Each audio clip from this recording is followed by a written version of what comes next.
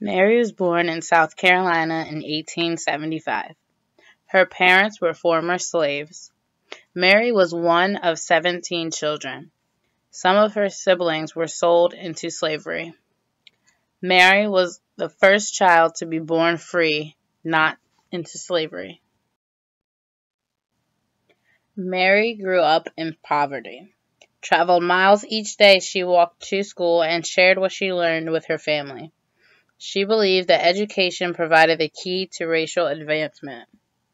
Mary and her family moved to Daytona Beach and had no money, so they stayed with a local lady.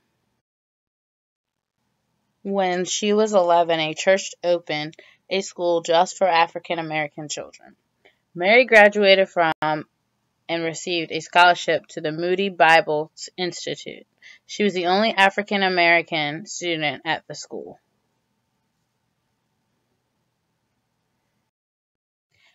Mary got married in 1898 and got divorced in 1918.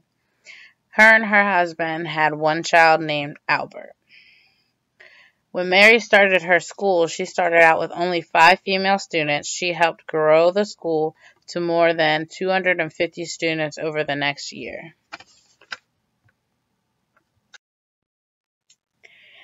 Mary's first school was an all-girls school. She used the house for a school. The school is located in North Carolina, called the SOWK Seminary. She asked the owner of the Procter and Gamble Company for money to go towards her school. In 1924, Mary became the organization's national leader, beating out the fellow reformer Ida B. Wells for the top post. President Calvin invited her to participate in a conference on child welfare.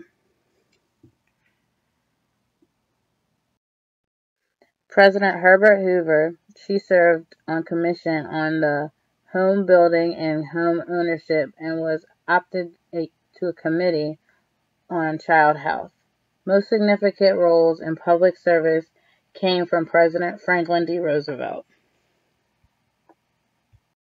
In 1935, she became a special advisor to President Roosevelt on minority affairs. She started up her own civil rights organization, the National Council of Negro Women. She became a trusted friend and advisor to both the president and his wife, Eleanor Roosevelt.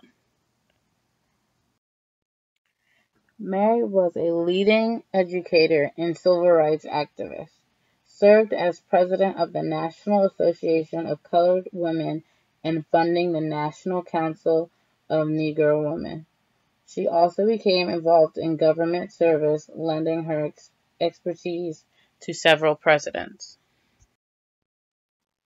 She later moved to Georgia and gathered children from the streets on Sunday to teach them.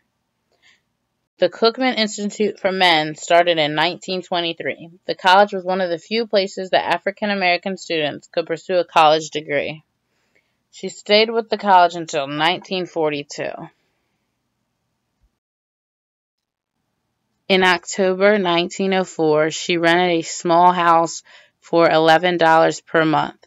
She made benches and desks from discarded crates and items from charity. She used $1.50 to start the Literary and Industrial Training School for Negro girls. In order to raise money for her school in Daytona, parents of students and church members raised money by making sweet potato pies, ice cream, and fried fish and selling them to crews at the dump. In early days, the students made ink for pens from elderberry juice and pencils from burned wood. She invited white men to sit on her school board of trustees, gaining participation by James Gamble and Thomas H. White. In 1912, he advised her of the importance of gaining support by white benefactors for funding. Through the Great Depression, Mary's Cookman School continued to operate and met the educational standards of the state of Florida. From 1936 to 1942, She had to cut back her time as president because of her duties in Washington, D.C. In 1896, the National Association of Colored Women was formed to promote the needs of black women. She served as the Florida chapter president of the NACW from 1917 to 1925.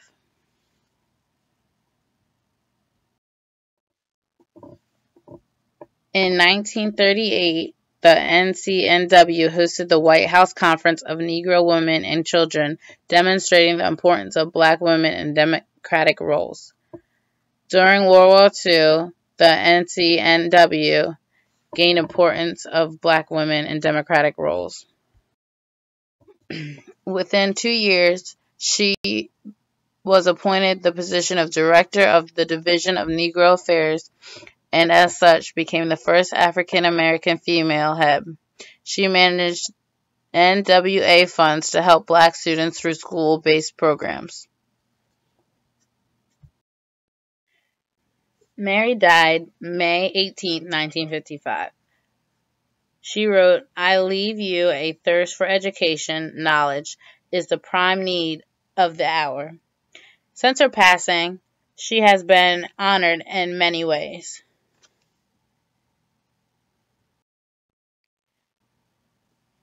In 1973, she was inducted into the National Women's Hall of Fame. In 1994, the U.S. Park Service brought her the former headquarters of the NCNW. The site is now known as the Mary McLeod Bethune Council House National Historic Site. The U.S. Postal Service issued a stamp with her likeness in 1985. In 1943, Bethune-Cookman College has graduated more than 12,900 students. This college offers a bachelor's degree in 26 major areas.